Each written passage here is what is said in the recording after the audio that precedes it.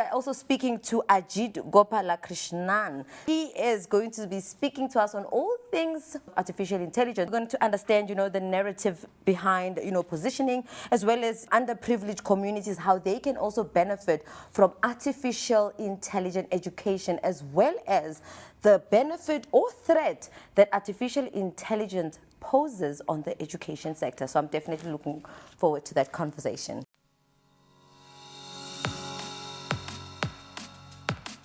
Welcome back, viewers at home. Now, this segment, we're definitely discussing algorithms used to push narratives when it comes to public opinions. Now, Ajit Gopalakrishnan is the head of Odin Education, a division of gender mark automation. Now, through his work in South Africa, he has set up an ecosystem over 3,000 learners across 6 provinces. He holds a bachelor's degree in electromechanical engineering from the University of Cape Town and a master's degree in electronic engineering from the Royal Melbourne Institute of Technology. Good evening, Mr. Ajit, and welcome to Prime Live.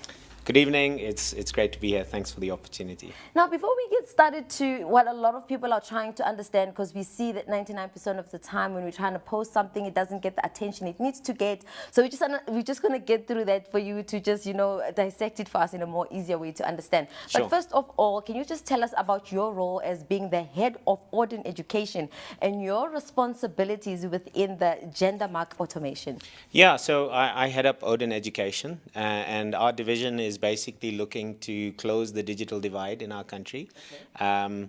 So we deploy tech into underprivileged schools, we manage the system, and we give learners out there access to what we believe is safe, controlled environment where they can access the greatest, latest, greatest edtech platforms out there. Oh, that is quite exciting. Now, creating an ecosystem that has over 3,000 learners. Can you tell us more about the goals and achievements that you guys aim to achieve? Yeah, so our devices that we roll out are called Omang devices. Okay. Omang in Tswana means who are you, yeah? And really it is about finding what learners are passionate about and then creating a system that augments those passions over and above, supporting them in the traditional schooling. This is very much part of what we do. So we provide content, we provide secure access to platforms, and what's really different about us is the devices themselves are just interfaces. They're fully controlled and centrally managed. So all the access, all the content essentially is curated, one, to be positive for the learner, and two, to be relevant to them, their passions, their talents, and to support who they are and who they can be, in terms of supporting, is this support on the basis of, all these technological spaces, Yes. or it's in support to, it could be anything at this point in time? Yeah. So, it's about access to tech and positive tech. So whether it be, interactive platforms like Siavula that adapts lessons based on on the gaps you have, to something as simple as, video lessons. So it's really an infrastructure that allows us to roll out this content. We don't make any content. We're an infrastructure play. But it's that way we understand, it's about giving children access to technology, but not technology access to the children. And what you get on your phone or what you get on a tablet that isn't centrally managed is the second, technology is accessing your child. And this is very dangerous, and this is part of what we're going to discuss today about algorithms. Now, this is quite powerful because I think we get parents who are now having to monitor instead of allowing their children to flourish through the presence of technology. And I love how you actually, outline that. But my next question now to you is, we want to understand what is narrative positioning and, more importantly, how it relates to the manipulation of public opinion. Yeah, I think the biggest example of this was Cambridge Analytica and the influencing of the US elections. I think what most people don't understand is how much their feeds are being manipulated to push them, either left or right, and across the world, whether it's Hindu, Muslim, whether it's left, right, whether it's Palestine or Israel, you are being managed to an extreme, yeah? And this wasn't an intentional thing by the algorithms. What it was realizing is that if you're neutral, you're hard to predict. So by making you extreme over time, you're much more easy to predict. I know how to keep you on the phone. Remember, the algorithm's job is just to keep you on the phone. And if you're an extreme person, or if you no longer listen to the other side, you're much easier to predict, and I can therefore monetize you a lot easier. It makes sense, because I think most of us who use social media, you like one picture of a dress and suddenly you're bombarded with a lot of 100%, dresses. And now you don't understand how did that pick up, but it's all through the algorithms, right? Yeah, and remember, the algorithm's job is just to keep you on the phone. So it's actually not, it's not hugely malicious. The example I gave with Cambridge Analytica was a lot more malicious. Essentially, what they did is they trained models based on human psychology and human behavior. On, say, 100 to 200,000 surveys. And then with those models, they could then use data points on you to predict your behavior. So they could predict whether you would vote Republican or Democratic, and they could also predict what issues were important to you. For example, gun rights, abortion, for example, yeah? And what they would do is, instead of kind of mass pushing this out to everyone, they would look for the people who were undecided. Yeah, and in most voting cases, there's this swing vote group that are either, they're not sure, and they would target them to push them either one way or the other. So let me give you an example. If I was somebody who was a gun rights person and I was undecided, they would send me a lot of videos of how Democrats are going to take away your gun rights. So it's mass manipulation. So, I mean, this was a massive case. Cambridge Analytica as a company closed. But the practices that are happening there are still very much alive across the world, and they're used for marketing. So it really is mass manipulation. And again, this is why, we've kind of blurred the lines between who's getting access to what. And so by technology companies being able to use these algorithms, it's almost a self-fulfilling prophecy. We're living a world that is constantly getting worse because of the picture that we're seeing. And we often think that the other side is monsters, and it's because they actually don't understand what you're seeing, because they're seeing a very different world.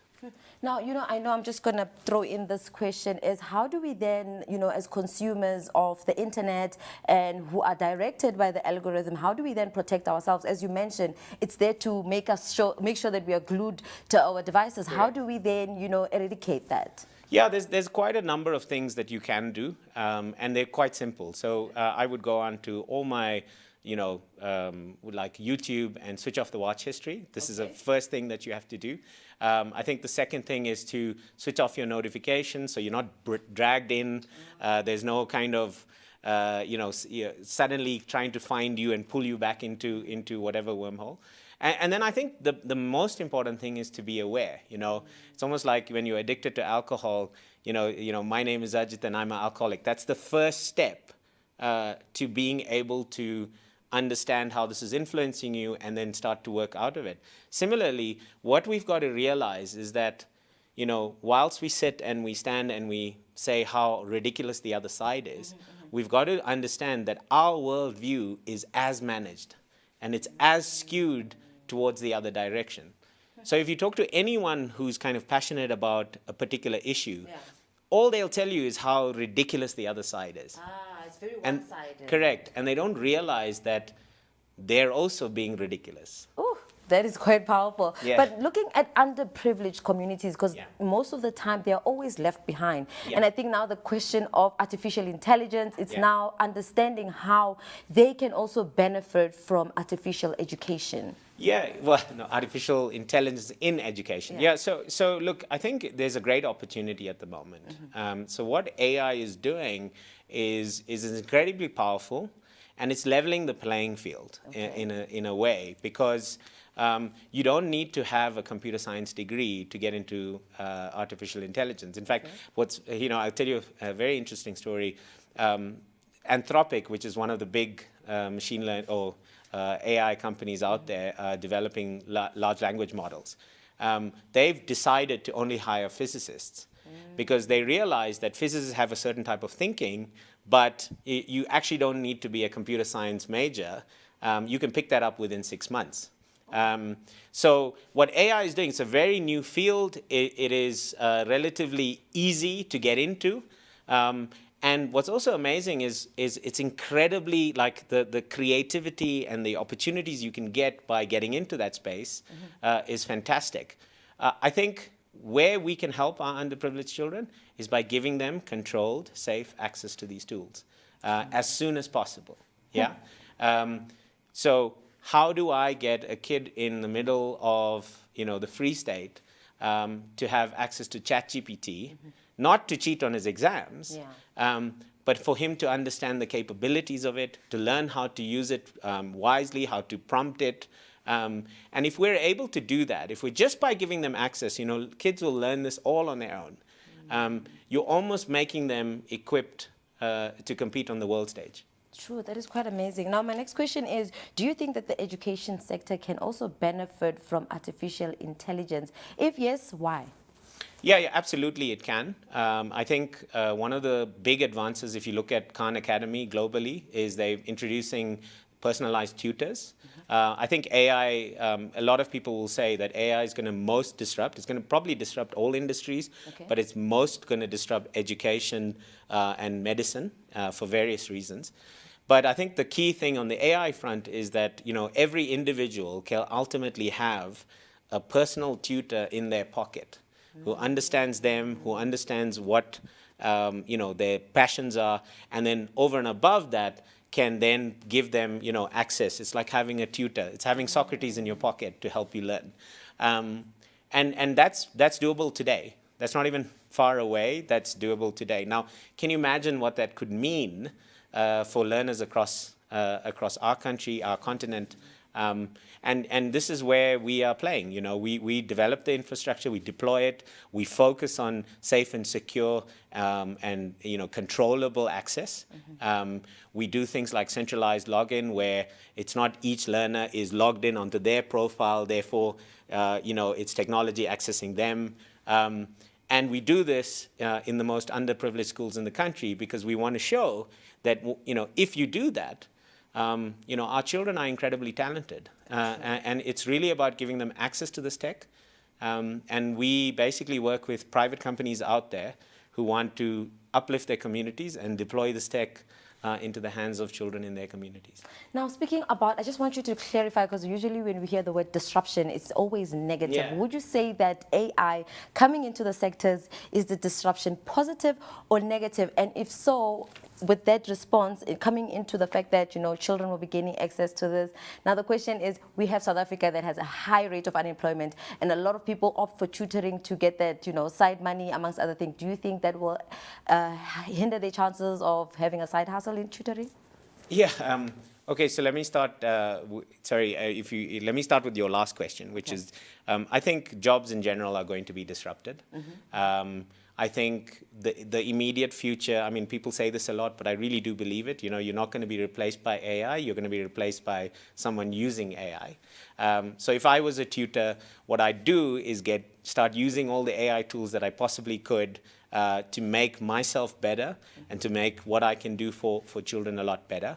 In terms of disruption in the education space, for me, disrupting the existing system is positive no matter what. I think the system constrains us rather than enables us. I see no value in teaching children quadratic equations, and I don't see why we put them through the pain of saying you're not good because you aren't able to do a quadratic equation. I think that's absolute nonsense. So our education system needs to drastically change. Therefore, disruption is good. In terms of the world, AI is at that place where disruption is going to happen, and it's probably going to be good and bad. And I think the more people that get into it, and the more people that want to try and steer it towards the positive use and focus on how to manage it, the better. Yeah, and I'd like Africa to lead in that space. We all hope so. Yeah. We all hope so. Yeah. Now, just my closing question to you, Ajit, this evening is, there's an upcoming event that Odin Education is hosting. Yeah. Can you tell us why and the amazing surprise that you have for many viewers out there? Yeah. So, it's really important, as I said, to get into this. And so we've embarked on a series of talks that we're doing, AI talks. And we do them we've done 2 in Cape Town. We're going to do We've done one in Joburg, and we're going to do another one next week, actually, in Melrose Arch at the venue. It's a corporate event. It's meant to, unlock private sector for them to understand the power of what's coming. And so it is quite expensive. It's 1,000 Rand a ticket. And it's a full evening with dinner, with engagement. It's about 3 hours long. And we are really keen for the private sector, one, to understand what's coming and to be competitive globally, but two, to see the opportunity in investing in our youth, through companies like Odin Education, and what that can unlock in terms of the potential for our country. So the big surprise that I have for you is we are willing to give away 10 free tickets to your viewers, the first to sign up. You can go to our website, odineducation.co.za, and you just click on register for AI event. You'll get a form, you fill that in, and in the comp code, if you write INX, the first 10 who do that, we'll be giving it away for free. And we look forward to seeing you, yeah. You know what, I'm sure viewers now are going to miss the whole show because they'll be like, you know what, I am making most of this opportunity. Yeah. But thank you so much, Ajit, for joining us this evening. Now, before I close off, is there anything you'd like to share in closing? Yeah, I think awareness is really important. Understand that everything that you're being fed about the world is being managed by an algorithm that not necessarily has your interests at heart. Beautiful. Thank you so much again. Thank you. Viewers at home, that was Ajit sharing in, the information when it comes to understanding this algorithm. I mean, we speak about it, we acknowledge it, but it's quite important to understand the role it has in our life. And I think something that a lot of parents out there are like, oh yes, is the fact that having technology control our kids and, keep them so stuck on their devices that they miss out on the whole world. That needs to change. But that's where we conclude it for now. Let's head over to an ad break. See you when we come back.